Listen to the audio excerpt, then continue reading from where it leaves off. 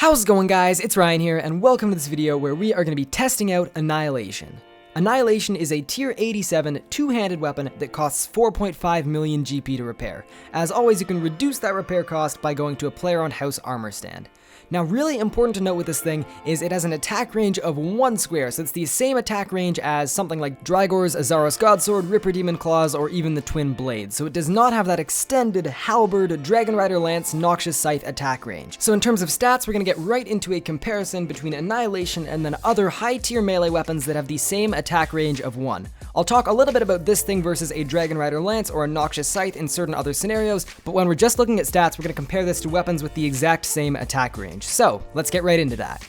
What you're looking at right now are the stats and prices of the tier 85 Ripper Demon Claws, the tier 87 Annihilation, the tier 90 Drygors, and the tier 92 Zaros Godsword. I think the most interesting thing about this list are actually the prices. Ripper Demon Claws are the cheapest on the list, that makes perfect sense, they're the worst on the list, and then you've got this weird switch with the Drygors and the Annihilation, where the Annihilation is actually 22 mil more expensive than a Drygor set of an offhand longsword and a mainhand mace. A good portion of this video is going to focus on a comparison between Annihilation and the Drygor set just because of the prices. We want to take a look and see if the Annihilation is actually worth that 22 mil extra cost to get lower accuracy and lower damage, and you might be thinking, well, on paper, obviously no, it's got worse in both of those categories, it doesn't even have scythe range, why would it be worth it in any capacity? And my answer to that would be the special attack. Drygors have no special attack at all, where Annihilation has a very interesting special attack that has some niche uses that we are going to talk about right now. The Annihilation special attack is called Gravitate. When used, each successful hit will add a 1% damage increase to all of your attacks to a maximum of plus 20%. The effect ends if you miss and lasts for 30 seconds. This special attack takes 60% adrenaline and has no cooldown. It's also worth noting that this special attack does stack with Berserk and Onslaught. Okay, so to recap, we've talked about this weapon, we've introduced it, we've compared it price-wise and stat-wise to some other weapons, and we've also talked about the special attack, so I think it's now time to go to a variety of different bosses and monsters, and at each of them I'm going to compare this thing to Drygors, and on top of that I'm also going to tell you if I think it's worth it to use the special attack in that instance. So without further ado, let's get right into testing out Annihilation. Okay, the first place I brought this weapon to was Yakimaru, and I had really high hopes of the special attack because this is a boss where the Zaros Godsword special attack is extremely helpful. The Zaros Godsword special attack is very similar to the Annihilation special attack in the sense that it's a way to up the damage you can deal with abilities while also not increasing the amount of damage you take. At Yaka, you can use Berserk like you would at any other boss, but the problem is you take a lot of damage at this boss, and when you're taking an extra 50% damage under the effects of the Berserk, sometimes it can actually hinder you more than help you. You can end up just having to eat a bunch of food, and it can be a complete waste. Despite my high hopes, I was a little bit disappointed. The main caveat to the special attack is that as soon as you miss, whether it's a bleed or a regular attack or anything, all of your stacks go away. So during the Yaka kill, I used the special attack 5 or 6 times, and the most stacks I ever got up to were 11. It built up to 11, it lasted about 10 seconds, and then I would miss an attack, and then there goes all of your bonus damage, and you just wasted 60% adrenaline for nothing. I was using a Berserker aura, and I had a Scrimshaw of attack, and that still was not enough. It's also worth noting that on this team, Yaka was being debuffed with a Statius Warhammer on top of everything else, so I did pretty much everything I could to maximize my hit chance, and it just was not even close. So on the whole, if you want to take this thing to Yaka, feel free to do so. It's not like a terrible weapon or anything, it's a tier 87,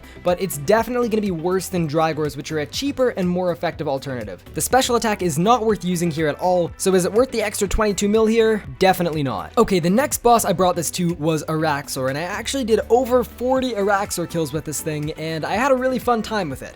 So first off, right now what you're looking at is the best way to get your stacks as high as possible. What you're going to see me do is drop all of my bleeds, and every time a bleed hits, it also adds a stack. So you'll see me get all the way up to 20 stacks extremely quickly. That's just something to keep in mind in terms of strategy when you're using this thing, if you're trying to take advantage of the spec. Now, we're going to take a quick zoom into my buff bar, and you're going to see this right here. We got 5 seconds left, 20 stacks, and there we go, it's gone. So the hit chance at Iraxor, you can get it pretty high, but because you're using a base tier 87, you're still going to have a really tough time getting your hit chance all the way up there. I was using a Nihil, I had an accuracy aura, and for most of the clips here, I was also using an accuracy Scrimshaw, and still I couldn't get my hit chance quite high enough for the special attack to be extremely useful here. Now, Iraxi was a slightly different story. At Iraxi, the hit chance was definitely 100%. I think in all 40 kills I did, I don't think I lost my stacks at any point in any of those kills. So what you're going to see me do here is I drop a Nat Instinct at the very start, and then I'm going to use the special attack. After that, I'm going to drop my bleeds like we previously discussed, and I'm just going to build all the way up to Berserk. At this point, I Zerk, and I'm just going to build all the way up to Assault with basics, and then I drop an Assault whenever Iraxi's life points are approximately 30,000. And you're going to see right here, it just completely melts the whole Acid Core portion of the fight, which is really, really interesting. Is this a revolutionary new way to kill Iraxi that's way better than anything else? Absolutely not, but is it entirely serviceable and entirely effective? Yes, it is. So on the whole, I can't not recommend it here. It was really cool to try, it was a lot of fun, especially if you're camping this boss, you're used to doing the same thing every single time. This is a really, really good change of pace, and it was still quite fun. It's also worth noting that even though I'm saying the special attack is not worth using for the first 3 phases of the fight, that does not mean that you're not still using a tier 87 weapon that can drop a lot of damage in a short amount of time. So as a final verdict, is this a weapon that's worth spending 53 mil on just to use it at Iraxor? Definitely not, but if you already have one, it's a really fun weapon to bring for a change of speed, and I had a really fun couple of days using it there. Okay, the next boss I went was Vindicta, and I did a ton of testing comparing Annihilation to a Drygor set because Vindicta is an absolutely perfect boss. It's ideal. You have a 100% hit chance with either of these weapons, which means when you're speccing with Annihilation, you're never going to lose your stacks. And I was really interested to see if it was going to be better using Drygors with a regular Zerk rotation, or if the kill speed would actually be quicker going Nat Instinct to special attack on Annihilation to Zerk after that. I looked at 2 different things. The first thing I looked at was the overall kill speed, the speed of the entire kill. I started each kill with an adrenaline potion available to me and with 0% adrenaline. I was using the exact same gear and the same aura, and everything else was exactly identical. Now, the second thing I looked at was the speed of the second half of the kill. The first half of a Vindicta kill is really, really simple, it's really easy, and that's not the part that causes trouble for most people. But the second half can be a little bit more lethal, and I thought there'd be a chance that using the special attack and having a Zerk with increased damage might actually make that second half a little bit less painful. Okay, so I've sped these clips up a little bit, but I basically tried to use the exact same ability rotation as best as I could with both Annihilation and the Drygors. You'll see me do 1 threshold, and then I'm going to walk a Slaughter, and I did the exact same thing with Annihilation in the next kill, and then after that it slightly changed a little bit because with Annihilation this is when I would use Nat Instinct, whereas with the Drygors I could drop another threshold before building up to Zerk. I Zerked it around the same point with both weapons, and then we just did a regular Zerk rotation with the thresholds.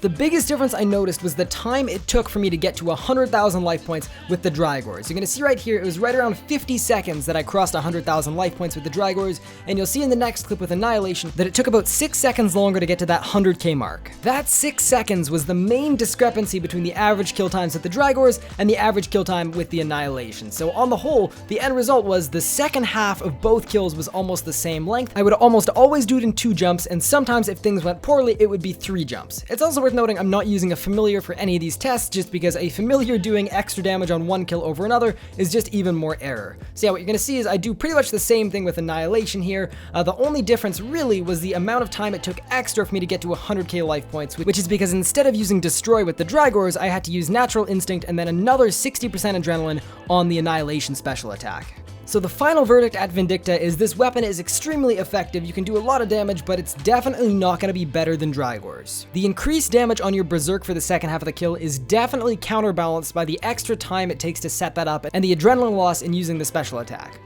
Next up, the Queen Black Dragon, and this weapon was absolutely ridiculous on a Slayer assignment. I got a Slayer task at QBD, and the special attack was great, my hit chance was pretty much 100%, and in the 7 or 8 QBD kills I didn't actually end up missing at all, so I always got my stacks all the way up to 20, and every kill was consistently quick. Unfortunately, I can't say the same thing about Queen Black Dragon off of a Slayer task, as I went for about 15 kills, and it was not nearly as good. I would consistently get up to 10 or 11 stacks, and then something would miss, and then there goes all your stacks. But if you're on a Queen Black Dragon Slayer task like I am in this clip, it was absolutely ridiculous. It was so quick. What I would do is I'd drop the special attack, then I would drop some bleeds, I'd drop a tendrils, and then that would get the 3rd phase down, and then in the 4th phase I would get it down almost every single time with a simple assault into Hurricane, and that's all I needed to take it down entirely. So for the people who struggle with the 4th phase of QBD, I mean, this is definitely not a bad method. It was really really, really fun, really, really smooth, and you could do it consistently every single time. And yeah, as you can see, the last phase just gone in an instant. So overall, this is definitely a really, really strong option at the Queen Black Dragon, and if you've got one, definitely use it on those tasks because it was incredible. Tons of fun. And the other thing is, you can get it down really quickly without the added risk of death using Zerk on the last couple phases. Now, I also do want to briefly talk about this weapon as a Slayer weapon, and on the whole, it's definitely not bad, but the special attack is a massive drop to your adrenaline, and it means you can't use thresholds nearly as much. The other issue that comes up a lot more when slaying with this thing is the attack range. Because it doesn't have that extra Dragon Rider Lance or Scythe or Halberd range, a lot of the time you'll use an AoE ability and it won't hit everything around you. It might hit a couple targets, but it won't clear everything. That being said, when you're looking at this weapon versus Drygor's, it's definitely going to be better than Drygor's because dual wield melee has a really, really bad arsenal of AoEs. Hurricane and Quake aren't there, and they're instead replaced by Flurry, which is almost unusably bad at this point. So overall, if you're in a situation where you're stuck choosing between this and Drygor's as a Slayer weapon, this will definitely be just fine. I use the special attack once in a while, it wasn't terrible, but at the same time, you'd definitely be better off with something like a Dragon Rider Lance. We've tested out Annihilation in a bunch of different player versus monster scenarios, but how does this thing fare in PvP? We're going to start off with some rock shell fights, and then we're going to move into some DH fights as well. So without further ado, let's get right into the live comm. So this special attack in player versus player has potential to be really, really good. I'm getting wrecked right off the get-go. Beautiful. But yeah, I'm really excited for the spec because as long as I keep hitting, I will keep doing more and more damage each time. As you can see on the top right side of my screen, my little buff debuff bar, every time I hit, I'm doing an extra 2% more damage, and that's just going to keep expanding and keep increasing. The only thing is, if he venges in this time, I can't take off this weapon or I will lose all of the effects. So I'm going to need to save up a little bit, be a little bit careful here, but we should be able to land some absolutely massive hits with this thing. Oh, don't kill me, please. And I didn't have a Venge. If I had a Venge, he would have been dead, and we get the kill right there with a max hit. Shame we couldn't actually see what that hit would have been, and we got the AGS as well. For a first fight, I would say this has potential to be a really, really good KO weapon, because you've got your tier 87 damage, plus the special attack, which can lead to even more damage as long as you keep hitting, and then on top of that, it's only 50 mil compared to a Nox Scythe, which is like 260 plus mil. Jumping in to another fight, massive, massive shout out to this person just because it's super convenient. Finding fights takes forever and it can be really, really tedious, and it's always awesome when I can find someone who wants to fight me multiple times back to back to back like this. Massive, massive help. And yeah, let's see what we can do here. I think I'm gonna spec in just a second here. Switch to this thing, and we're gonna drop a spec here. Oh, AGS, Venge, and not dead, are you kidding me? No, I'm so disappointed. That could have been the KO of the century right there. I should probably eat here. Yeah, we're gonna eat. That's a good decision. And yeah, we're just gonna keep comboing with this thing. He shouldn't have a Venge for a little bit, so I'm not too worried about KOing myself. As you can see now, we're doing 8% more damage. That's a Vengeance. Oh no! That was such a close call. Almost killed ourselves to that Venge, but as you can see, the damage output on this thing is absolutely insane. Even more helped by the fact that we got precise on this thing. But yeah, an absolutely massive amounts of damage in a really, really short amount of time. Jumping in to yet another fight. Also, apologies for my commentary. I haven't actually recorded a PK commentary since I think when Bounty Hunter actually came out, so it's been a little while. Let's try and drop the KO. Look at these hits, man. 514 without the spec or anything. It hits really, really hard. But yeah, we're just gonna make sure we don't get ourselves KO'd here. Just keeping our life points in a somewhat safe spot, ready to eat if we see the Vengeance, and we're just gonna keep doing as much damage as we can with this thing. But so far, I gotta say the review is this thing is quite decent. Like, it really does a lot of work. 614 there with the 10% extra damage, and yeah, we're just gonna keep comboing. He's gonna get a Vengeance and one-hit me, but until then, look at those hits, man. Like, you can barely even eat through them. I think I can do 2 more hits before he can Venge, so we're gonna do that. Now I'm gonna eat up just because I think the Venge is coming, and I'm a little scared. Yeah, there it is. I saved a little bit, but it's okay. I'm gonna be back dead as soon as I Venge. We're gonna risk it. Oh, he's risking it too. No, he's eating. We got the kill. Look at that KO. Risk it for the biscuit. Thank you for the Vine Whip, Abby Whip, 90k, Rockshell set, all that good stuff. Drop the spec and try and drop the player. Here we go. Just sit back, relax, and good fight to you. This thing, like when the spec hits and when it works, you can do a lot of damage with it. I'm definitely a fan. One of the more fun weapons I've PK'd with in my time on this game, and I've PK'd with a lot of different weapons. I used to love the Dragon Halberd. I used to use the Attune Crystal Halberd. All sort of similar type of KO/spec weapons, and overall, I'm really enjoying this one so far. It doesn't one-tick extremely well, but it's definitely not bad. It's definitely serviceable. So I would just do a couple more whip offhand hits and then a little switch, and yeah, we're just gonna keep doing that. And we'll wait until we see the AGS to try and drop another Venge and maybe get the kill. That's sort of the master plan here. I'm just really cautious because I don't want to get killed. Switch, Vengeance, should be dead here. Good fight to you. Nice little Venge combo. Okay, we are jumping into yet another fight. Same person, same deal, same gear. Let's make it happen. I'm going to jump right into the special attack. Going to go for like a little one-tick spec right here. Oh, are you kidding me? Oh my goodness. This, like, it does damage, and, you know, a couple fights ago I said it one-ticked, like, not terribly, but it one-ticks pretty well, I gotta say. That was a really nice combo right there. Okay, we are now jumping into a Darox fight, and I suspect it's gonna be not quite as good. But yeah, that's just a guess. We gotta test it out. We haven't done any fights yet or anything like that, so yeah, we'll see what happens. We got the axe, we got the spec, and yeah, I'm actually gonna drop an axe right here. The KO, not quite. Please, the KO. Not quite. Oh man, that actually could have worked. But yeah, we're all about testing out Annihilation, so I'm gonna stop testing out the Darox axe. Nobody needs that, and let's put this thing on and see what happens here. Let's drop the spec. Please get the kill. I even venged there. Actually, I don't think I had a venge, but I wanted to venge there. I intended to venge there. Just did not quite materialize for me.